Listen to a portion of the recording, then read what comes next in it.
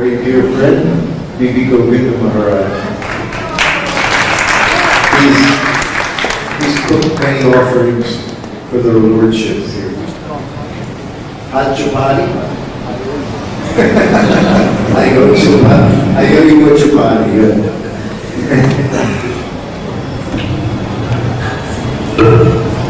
Nama Om Vishnu Padaya Krishna Prastaya Bhutale Srimate Bhaktivedanta Swaminiti Namane Namaste Saraswati Deve Gauravani Vicharane Nirvisesha Sunyavati Paschachadi Zitarane.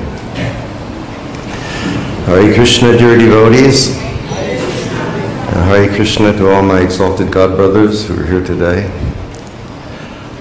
Also, I was not here in 1975. And after Dharmatma Prabhu invited me to the program the other day, and after Panchagoda invited me to the program, I was trying to go back 50 years and recall what we were thinking in the West about the temple being opened in Vrindavan. And actually, I can't recall so much. We knew that Srila Prabhupada was building a temple in Vrindavan. We didn't know all of the ins and the outs and the ups and the downs about everything that was going on. But we knew that he was building a temple here. And we knew that Srila Prabhupada said Vrindavan is his home. And I personally felt, you know, Srila Prabhupada is making a temple here so that we can all come to his divine home and we can engage in devotional service in Vrindavan. So that was basically, you know, the thought. And for all of us, everything that we heard that Srila Prabhupada did, or everything that we heard that Srila Prabhupada accomplished, we always felt great joy and satisfaction. You know, we would receive a letter and we would hear that he had done this or he had done that, and it was just as if we were so intimately connected and we were all totally thrilled within our hearts just to hear what our great spiritual master had done. So then after, you know, the devotees started coming back and gradually we started seeing pictures of the event, and we knew how extraordinary it had been.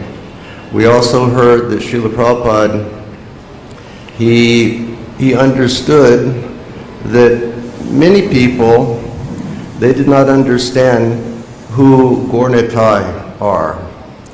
And he did not many people don't understand that the way, this specific way to approach divine seva in Sri Vrindavan Dham is through rendering service to the feet of Sri Chaitanya Mahaprabhu and his Sankirtan mission.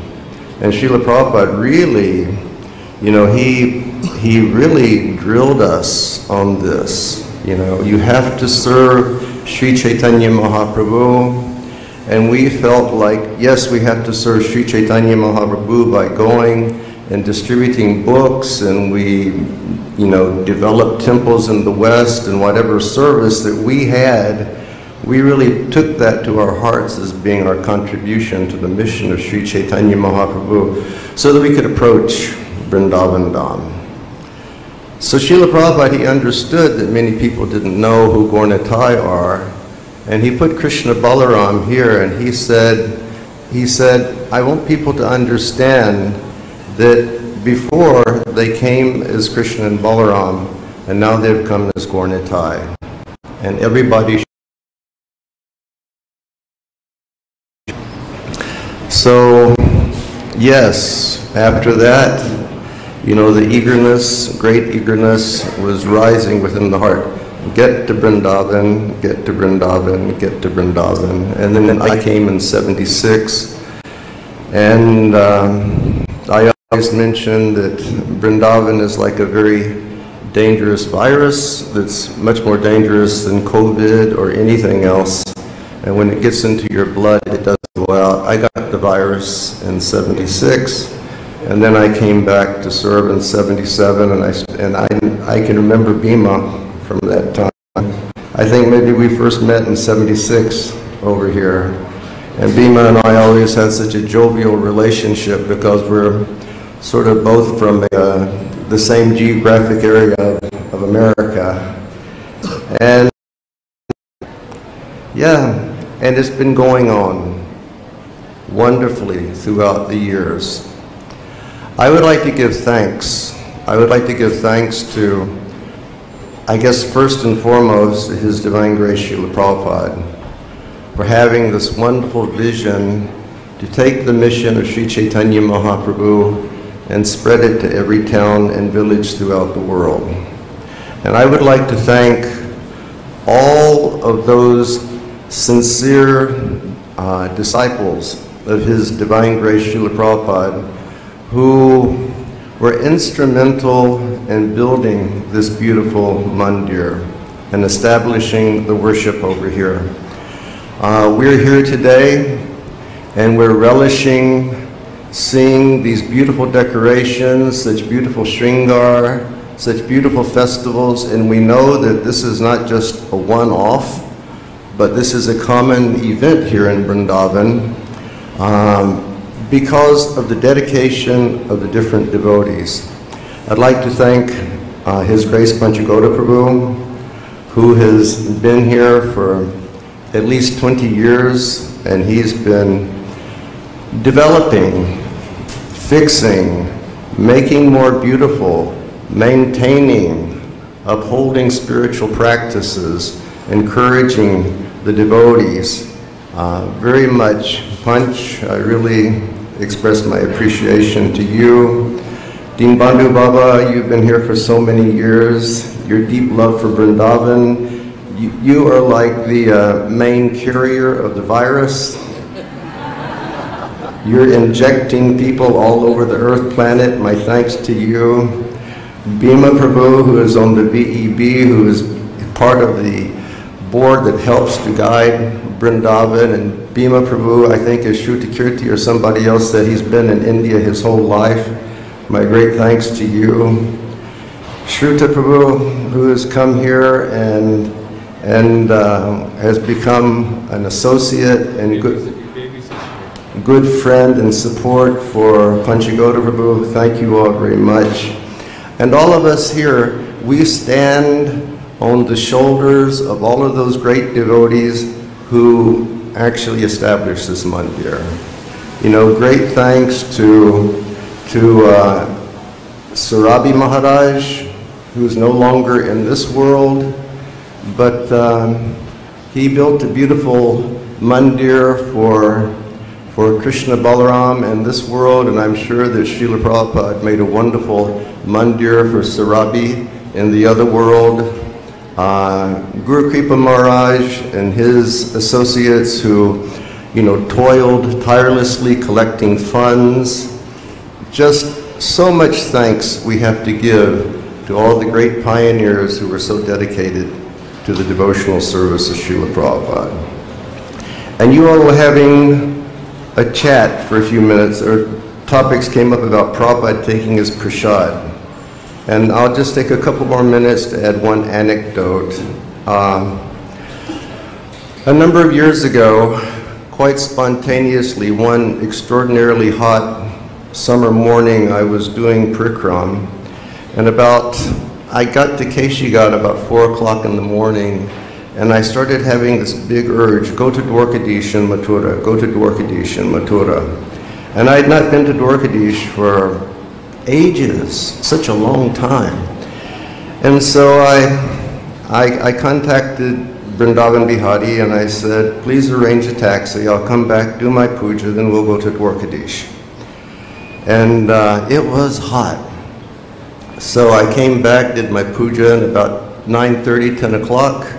Then we left for Mathura and we went to Dwarkadish. First we went to Vishramghat, had darshan there, then we went to Dwarkadish temple.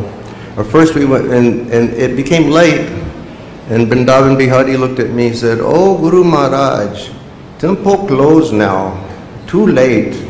And just when he said that, one man was walking down the street and he said, no, today is Dwarkadish's Rath Yatra in the temple.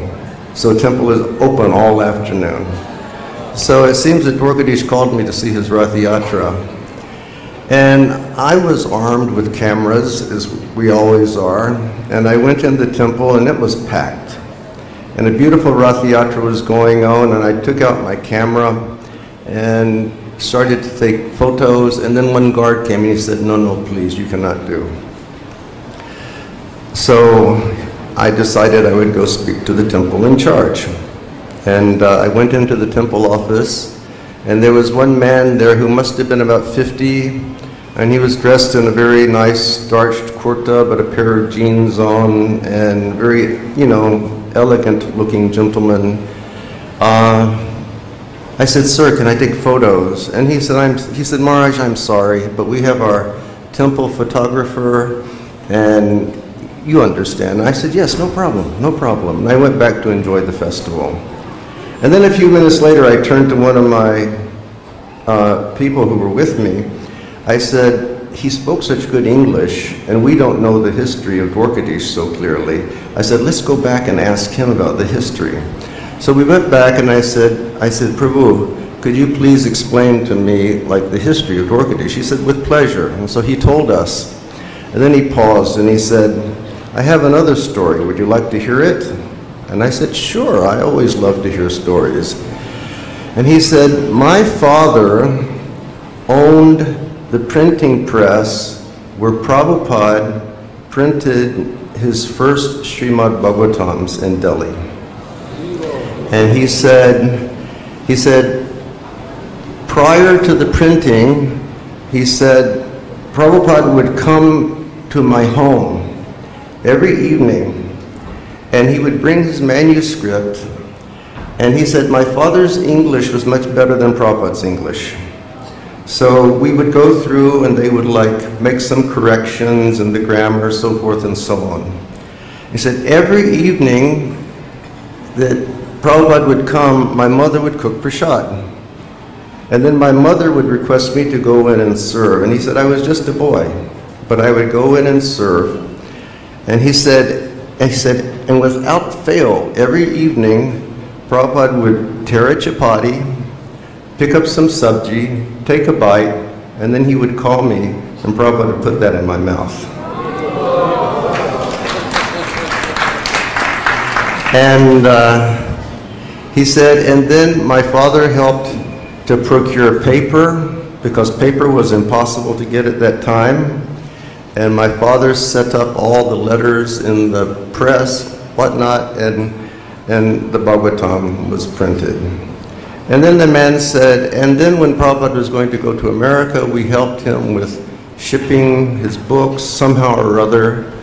And then he went to America and we didn't hear anything about it. And we didn't hear any more about it. And my father and I always said, what happened to Swamiji? What happened to Swamiji? And then in 1975, his father was reading the newspaper and he saw that A.C. Bhaktivedanta Swami was opening a temple in Vrindavan, and Prabhupada's picture was there. And his father said, look, he's there. He did what he said he was going to do. Let's go to Vrindavan on that day. So he said they just got on a train, came to Vrindavan. When they got to Vrindavan, everything was finished. He said, I want to meet Prabhupada. So he went to Prabhupada's house and the door was locked. He was knocking on the door and he said, please, I want to meet Swamiji. And they told him, they said, I'm sorry, he's taking his meal now. And then the man said, but just tell him that such and such person has come. So they went inside, whoever it was, and told Prabhupada, such and such man has come. And he said that in 2 minutes, or even less than a minute, Prabhupada was at the door. Prabhupada was embracing them both, father and son. And Prabhupada said, please come take prasad with me. And he said while they were sitting there, Prabhupada said, bring life member cards. And Prabhupada signed the life membership cards himself, and then the man, he said, and he opened his wallet and he said, "This is my card signed by Prabhupada." And so then he smiled and he said, "Did you like that story?" And I said, "Yeah, I really liked that story." He said, "Good. Now go take pictures of Dwarkadish." So Srila Prabhupada, he gave us such a blessing, and his disciples, they gave us such a blessing. We should always be thankful, and with that spirit of thanks and gratitude, we should give our lives for continuing to expand the Sankirtan mission of Sri Chaitanya Mahaprabhu. Srila Prabhupada ki jai. Maharaj, he was almost Prabhupada's servant. You were almost Prabhupada's servant. He was such a good cook. Prabhupada didn't have a servant, he was suggested, but his temple president wouldn't let him go. His whereabouts are unknown now, that person. I used to be a good cook. Now I only chant and dance. He can smell any kind of prasadam and tell you every different thing that's in there, every spice.